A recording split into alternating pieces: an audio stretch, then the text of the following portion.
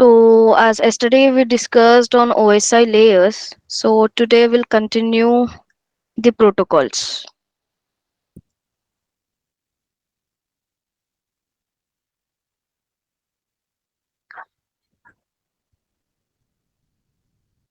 In application layer,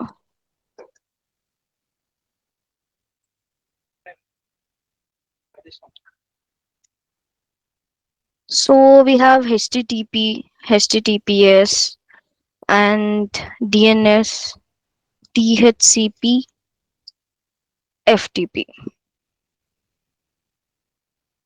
So these are the important protocols in the application layer. As we know, application layer is used to the human interaction with the applications or any sort of URLs. So coming to the HTTP protocol, how does it work? And I request everyone to please take a note of everything what we were repeating. Okay. HTTP is nothing but it stands for Hypertext Transfer Protocol. So basically, it works on port 80.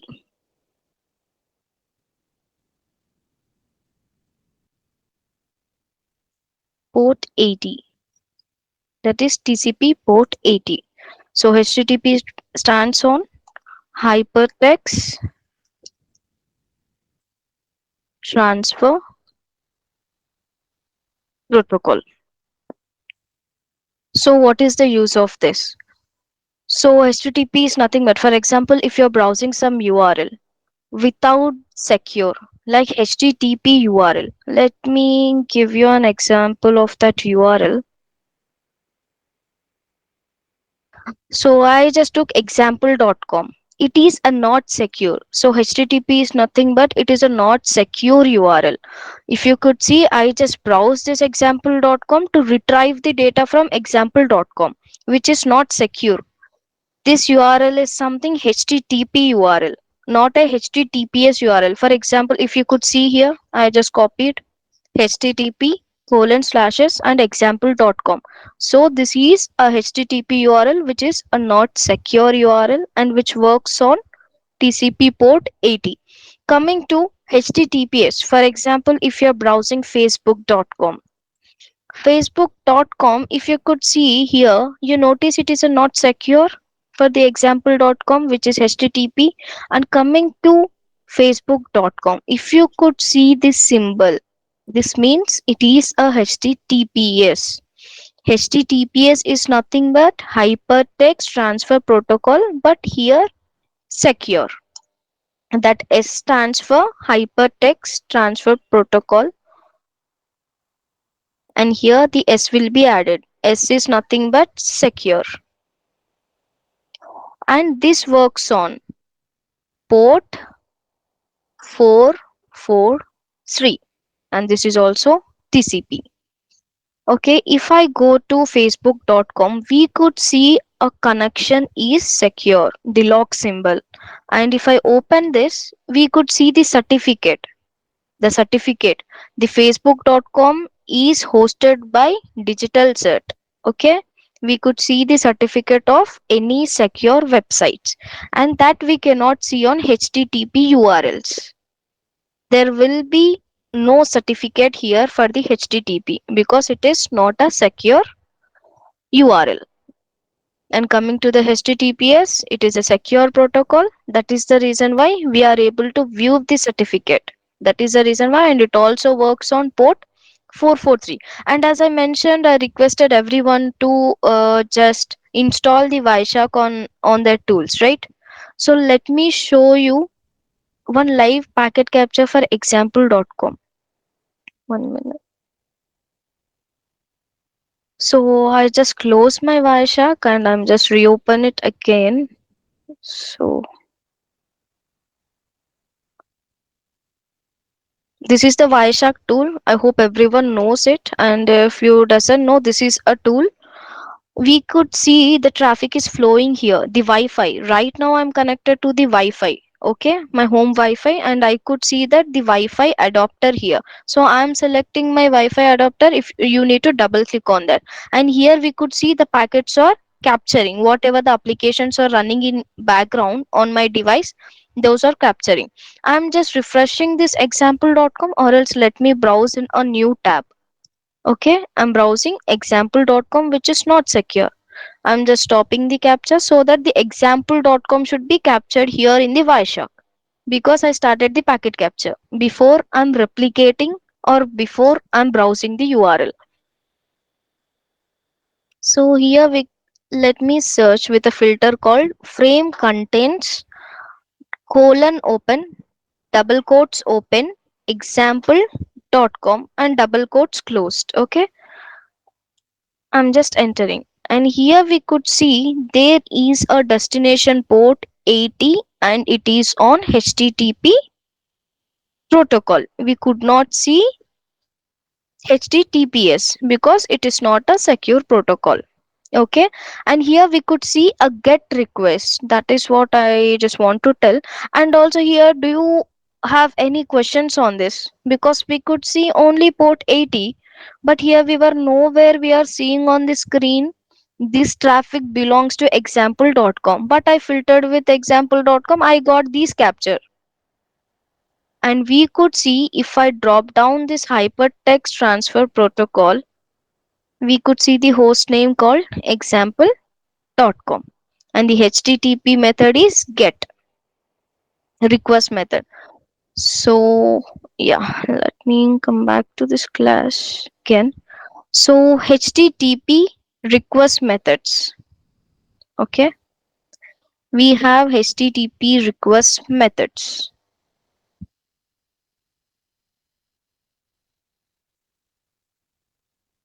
One minute, let me open this. Yeah, this is visible, right, everyone? Yeah. So we have HTTP request methods. When I browsed example.com, we could see a get request, right? Get request is nothing but when I browse something to retrieve data from any URL, the get request is sent. Okay. To retrieve any data, I just browsed example.com because I need to get some information from the example.com. So to get that information, the get query is sent. The get request method is sent via HTTP. So the HTTP get request is sent to the example.com to retrieve data from that URL. And coming to the next method, just give me a minute, Tim. Yeah. So next method is post. For example, you will be using Instagram, Facebook, or something. So when you are posting any sort of images, any sort of codes on that particular server or particular URL or application, it is called a post request. So when you click on post in the Instagram, in the background, the post request is sent to that server. Then only the image will get posted. Okay. And coming to delete, so you might be deleting some pictures in your Facebook or Instagram. When you click on delete in background, the delete request of HTTP will send to that particular Instagram server or Facebook server so that the image will get deleted. And coming to the put. Put is something, for example, you will be browsing facebook.com, and the facebook.com also have some child URLs, facebook.com dot images.com or facebook.com dot google.com, something like that.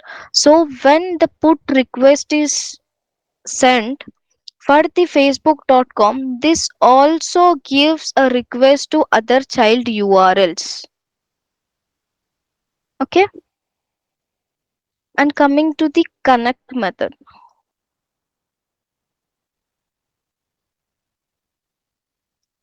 connect request.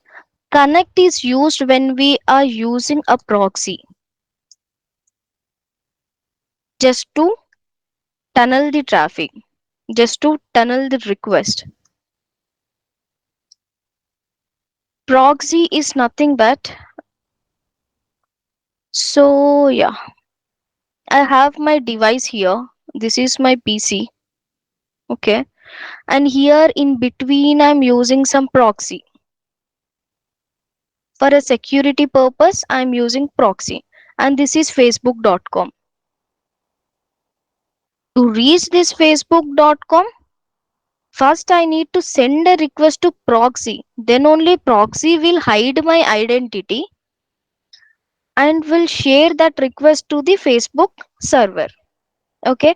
And this proxy will be sent a request in a connect method, because the proxy will tunnel the traffic to hide the user identity. In any proxy use in between, the connect request is sent to the any servers. If we were using HTTP or HTTPS URLs. And basically we will be using these both only because all the URLs are on 480 and 443, and majority of the URLs will work on 443 only. And earlier we used to have a purple.com, which was a non-secure URL, and recently even this also changed to a secure URL.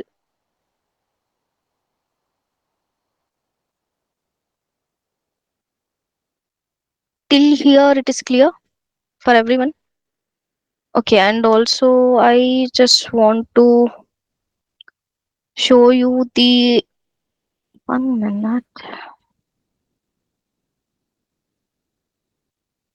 Team, I able to see my screen?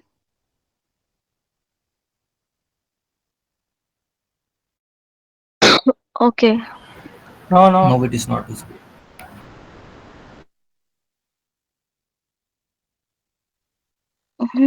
Okay. Is it visible now? Yes. Okay, Yes. fine. So I just now showed the Wireshark packet capture for GET request, right? This one is clear, right? The source port will be random, and however, we will be discussing this in a TCP and IP header, which covers in a transport layer protocols, because we have to learn on the Wireshark tool only. That we can discuss. This is transmission control. If you could see, this is the complete TCP header. This is complete IP header. We'll be discussing this later. However, I hope this HTTP header is clear, right? Like we were requesting a GET method because we were using a non-secure protocol. That is the reason why we could see the HTTP protocol here. Under the destination port, it is using 80. Okay. So here, let me start again.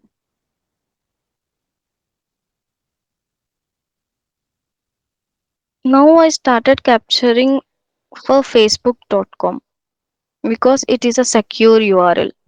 We could see here we have a certificate for this URL. So I just started, and let me add a filter called frame contains facebook.com, and we could see a HTTPS 443 port under the destination.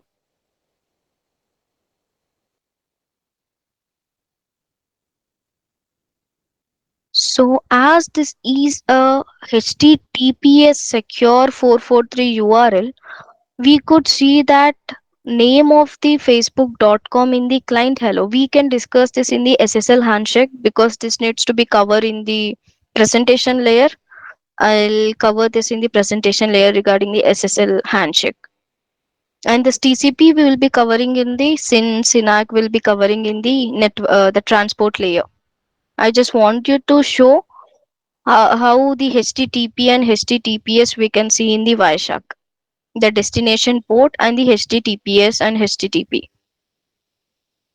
Is it clear, team, on HTTP and HTTPS, or else do you have any doubts?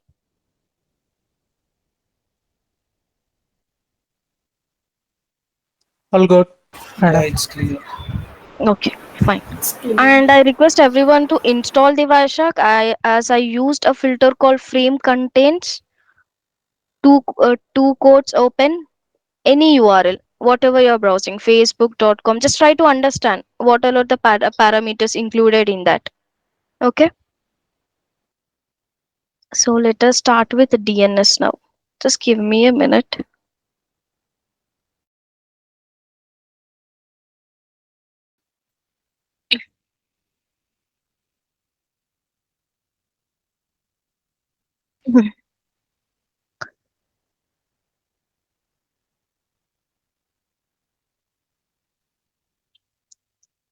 So yeah,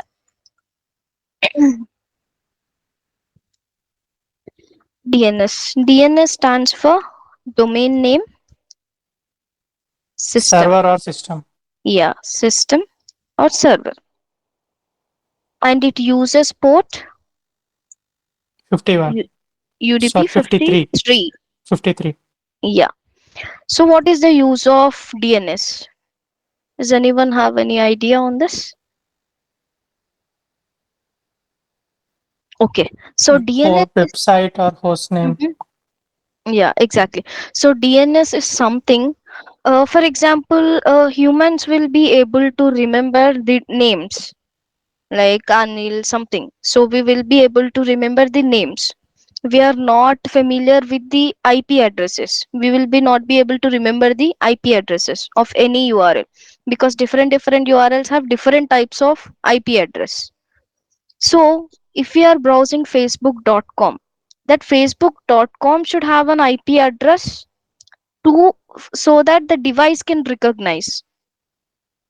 To that, the DNS is responsible to map the IP address to host name to IP address.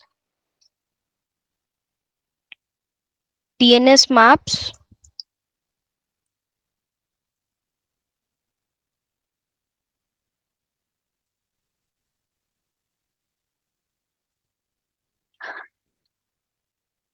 So yeah,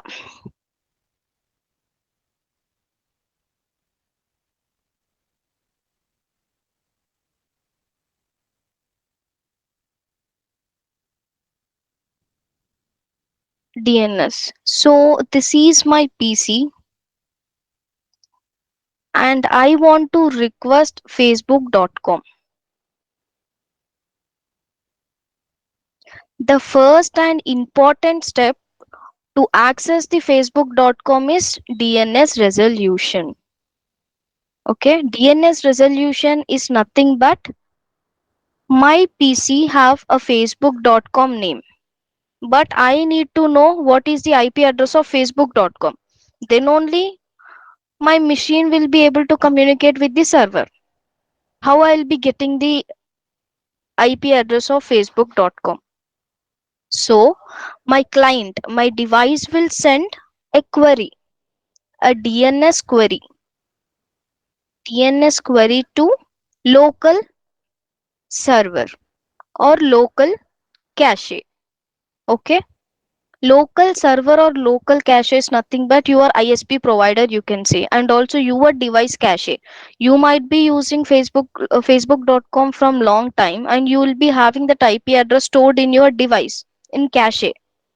Okay, so and also your ISP provider must be having that IP address because in locality many of members has been using that facebook.com. So your ISP provider already have the IP address.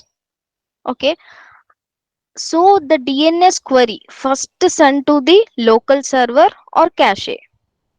If the local server or cache does not have the DNS response, that is, it does not have the IP address of facebook.com. So the same request, the DNS query again sent to top level domain. Top level domain includes .com, .org, .net, etc. So this top level domain includes .com, .org and .net. It is nothing but, for example, we are browsing a facebook.com. So this top level domain might have the .com related IP addresses. So this .com also includes the facebook.com. So this might have, there is a chance of having an IP address from the top level domain. So that is the reason why the next query will be sent to top level domain. If again the top level domain also does not have the DNS response, so again the DNS query will be sent to authoritative server. Authoritative server. So authoritative server is responsible for giving the IP address. This is the last check. We need to get the IP address.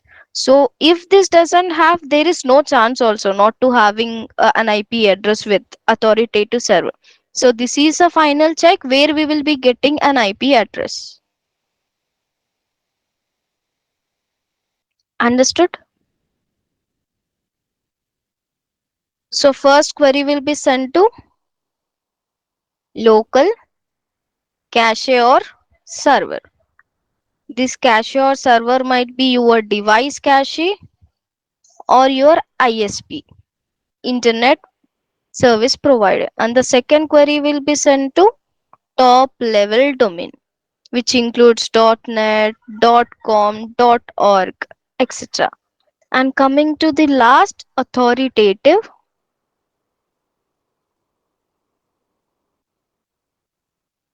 server. Authoritative server is a final check which is responsible for providing an IP address. So again, so here we have a client and which is sending all this request. What is called as recursive query? DNS includes recursive query, two queries, iterative query. Okay,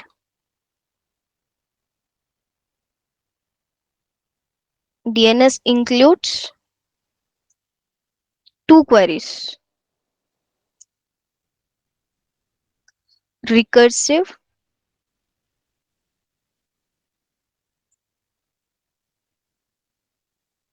iterative query. So recursive query is nothing but, so my client is directly first checking the local cache and server. The first check which my client is checking with the local cache or server is called recursive query. Client requesting, client sends a recursive query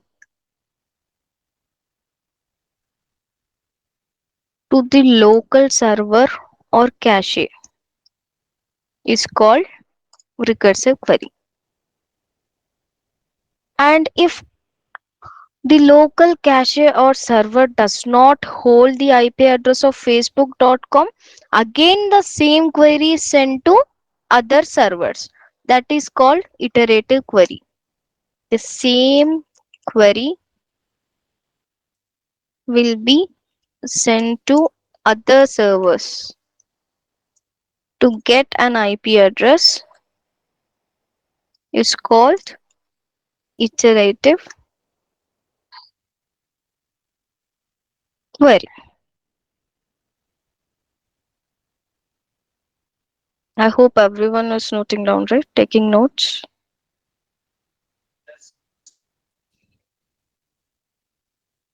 So let me show the DNS in the Wireshark.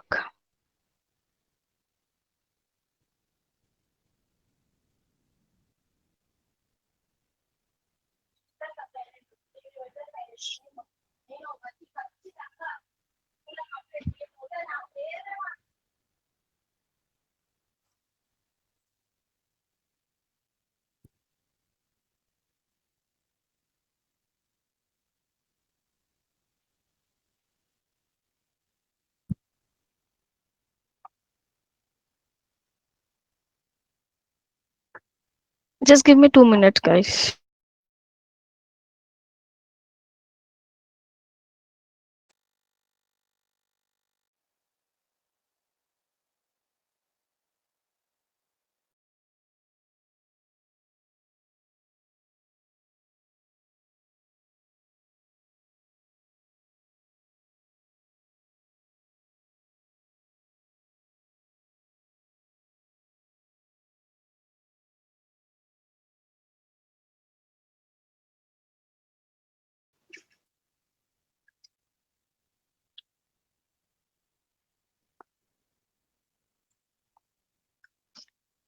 Yeah, let me start the packet capture again, and let me browse facebook.com here, and let me stop. So I just filtered with DNS directly. And here I could see the query, standard query of DNS for facebook.com. As I mentioned, the DNS is a first checkpoint.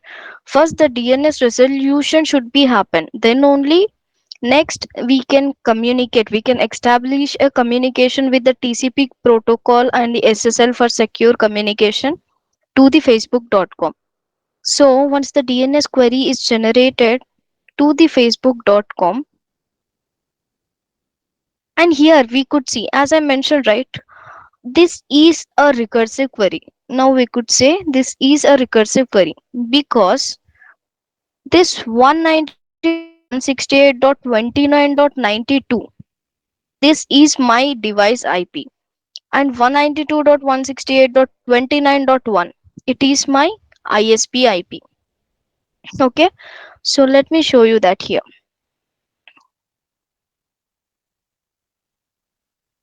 So I just connected to the Wi-Fi, and we could see this is my IP address, IPv4 address. And if we could see the gateway IP of my device, gateway IP for me is nothing but my router, my ISP. So this is called a recursive query where I'm directly getting an answer from my local cache. Okay, I'm just sending the query. I just got a response here. This is the query. Domain name system. If I open, we could see there is a one query. What is the query here? www.facebook.com. For this, we need an IP address. And if I open the response, so in the answer section, if we drop down www.facebook.com, we have the IP address called 163.70.140.35. This is the IP address of facebook.com. So this is how we will be getting the IP address. For example, we will be facing some sort of issues. The customers might come up with different sort of issues like the user is unable to access URL. The first checkpoint we have to check is first the DNS resolution is happening or not. Whether we are getting a response for the facebook.com or for that URL or not. We have to check that. And again, we could see A here, right? There is a decimal, hexadecimal, standard query hexadecimal, and here we could see A, right? So here the A is nothing but IPv4 address.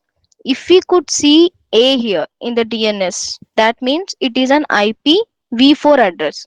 IPv4 address is nothing but, we could see here, excuse me. So yeah, IPv4 address. Internet Protocol version 4. IPv4 address is nothing but, we will be seeing this address in, excuse me.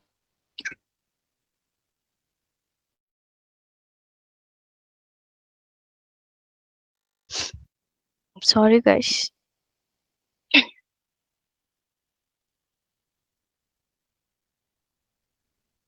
Yeah. So here we could see only IPv4 addresses. That is nothing but A here. If we see triple A's, so when the request is sent to facebook.com, so the request will be sent in two ways. With two queries will be generated, two DNS queries. One is with IPv4 addresses, one is with IPv6 addresses. If we see a DNS query in IPv4, we can identify this in DNS is with only one A. If we see three A's, this is IPv6 address. And now in my packet captures, I was not able to see IPv6 because I have disabled that on my network adapter. We could see here, I just unchecked. Internet Protocol version 6, and I am using only Internet Protocol version 4. Okay.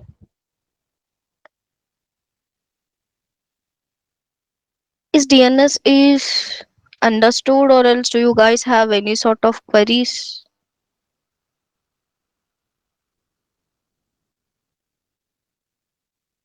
Team all good? Shall we start next topic, or else how it is? All good. All good, right? Understood with the examples of packet captures? As of Great. now, yes. Okay, got it. Just make a note of everything and install Wireshark.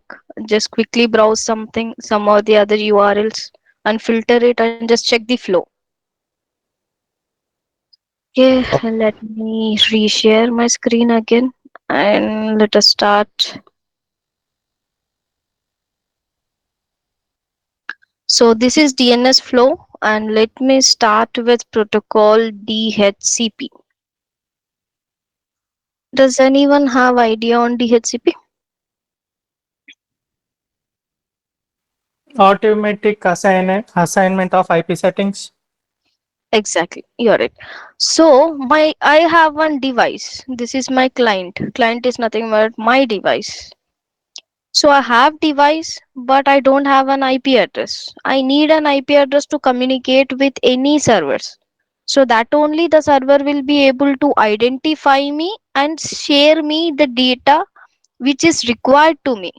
So the IP address is nothing but it is a name for the device. I need an IP to communicate with any channels to get data to reach any server. So in that case, we need a IP address that will be assigned by DHCP. DHCP stands for Dynamic Host Configuration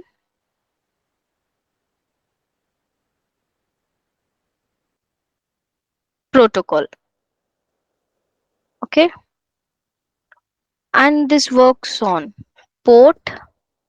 As I mentioned, two parties here: client, server. Client port 68, server port 67. Okay, client port is 68, server port is 67.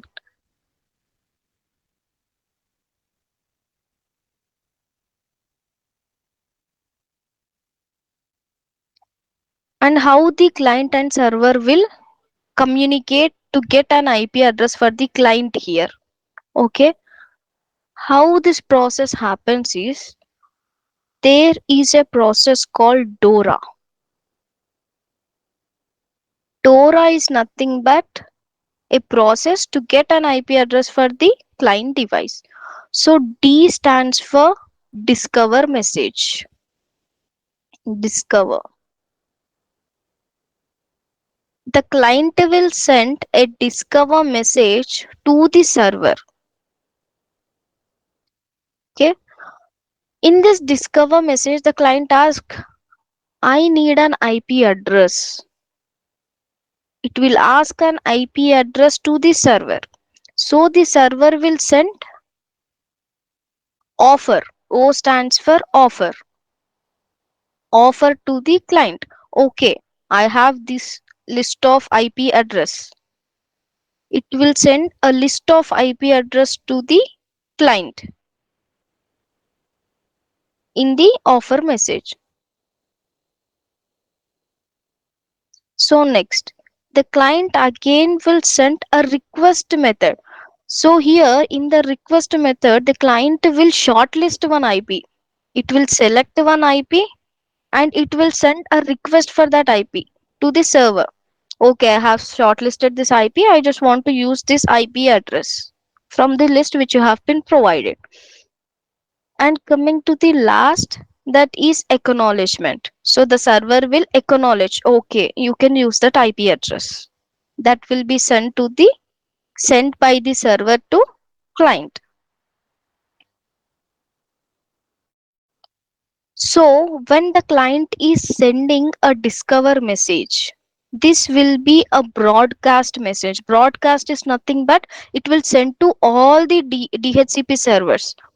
We have many DHCP servers, right?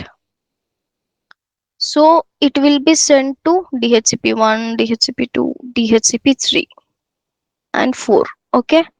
So the client will send a broadcast message to a DHCP server. I need an IP address. This discover message is sent to all the servers. And so when the discover message is sent to the DHCP servers and only one server has been sent, like all the servers will respond, that is for sure. But the thing here is it works on first come first serve basis.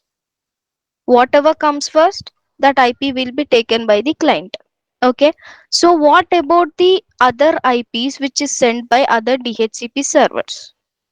So these DHCP servers will send a negative acknowledgement. We have another message called negative acknowledgement. But the important process and messages are DORA. But other than this DORA messages, we have acknowledgement. Negative acknowledgement is something it will be sent by all other servers. DHCP2 server, 3 server, 4 server. Because you already got an acknowledgement from one server. Already one server has provided you the IP address. So this all other servers will send a negative acknowledgement. So we discussed regarding discover message, offer, request, acknowledgement, negative acknowledgement. And there is one more message which is decline. This will be sent by the client to the server. In some scenarios, this is a rare case, but in some scenarios, what happen is the server has sent one IP. For example, 192.168.0.1. The server has sent one IP and this client has been started using this IP. But somehow with this IP, it is facing some issues, some internet drop, some sort of issues, no internet. So this client identified this IP address is already being used by other networks. So in that case, the decline message for this IP address will be shared by this client to server, so that the server will mark this IP address as already used. Is it clear, guys, regarding DHCP and all Once these again, messages? please tell about decline. Decline. Okay, fine. Got it. So decline is nothing but my device has 192.168.0.1. In the DORA process, I just got an IP of this, okay? But somehow I'm facing no internet, like no internet issue or some sort of issues with this IP. I'm unable to communicate properly. I'm not able to receive anything, any emails, no correct communication when I'm using this IP. So somehow this client, my device has been identified that, and so this IP should be marked as used, right? Because other my client has been identified, this IP is used by some other networks. So my client will share a decline message to the DHCP server, so that the server will mark this IP address as already used, so that again this IP address will not send for a utilization. Is it clear?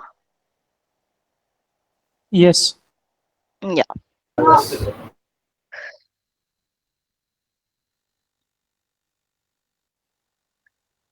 So this is regarding DHCP. Yeah, we covered HTTP, HTTPS, DNS, DHCP. These all are very important. And coming to the FTP, we have one more FTP. FTP is nothing but file transfer protocol. So for example, I'm just transferring any sort of file via Google Drive or any sort of FTP links. We'll be having links as well to share the files, to upload the files, so that the end user will be able to download that link and download that file.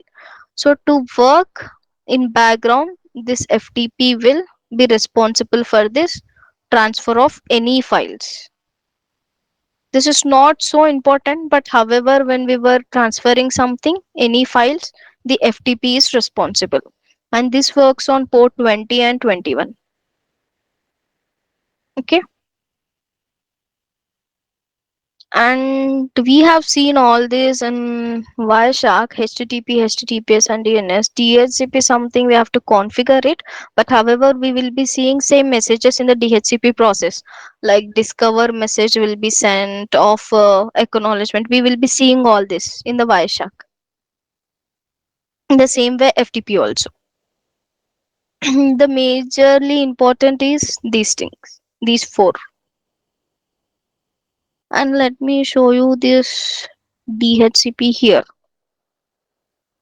So I'm going back to status here on my Wi-Fi adapter and going to details. If we could see here, DHCP enabled, yes. So that is the reason why. And DHCP also, when we were when the offer is sent, that also sent not only the IP address, it also sent the subnet mask and the gateway IP in the offer. As I mentioned, the server will be sharing one sort of list, right? To finalized by the client. So that will be shared by the server, and it also includes the IP address list, subnet mask, and also the gateway IP. And here we could see my ISP is providing a dynamic IPs for me. A DHCP enabled here, and IPv4 address I have, and this IPv4 address is a part of class C IP. This subnetting is something we can discuss it in a further classes, because you have to identify which IP belongs to which class. We will be having a range of IPs. We will be discussing that later. And if I open the IPv4 address here, I could see obtain an IP address automatically. I'm not using any sort of static IPs here. If I want to use any static IPs which was reserved by my organization, then I can use a static IP here, 192.168. Something, 0.0.0.1 something. We can use here. But however, my ISP is providing me dynamic IPs. That is the reason why we could see here. If I go to details, this IP is dynamically assigned to me, 29.92, by my ISP. Is this clear, guys?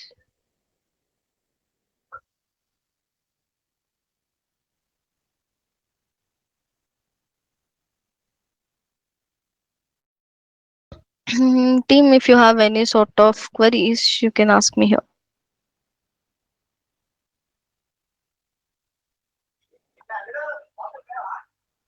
Hello? Yes.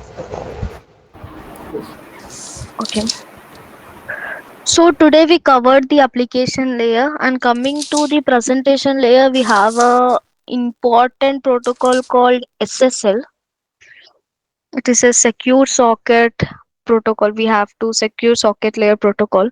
That is very important. When I just shared a packet capture screen, so we could see a client hello and SNI name, right? So that is something called SSL handshake,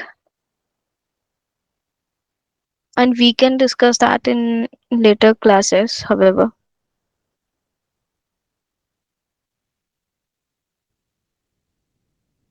so team, as I mentioned, we can wind up this call now, and I just request you to write an assignment, and I'll be taking a one-on-one with the video camera on, and you can also recap this one more time: DHCP, DNS, and https and request you to everyone install Wireshark and just practice this.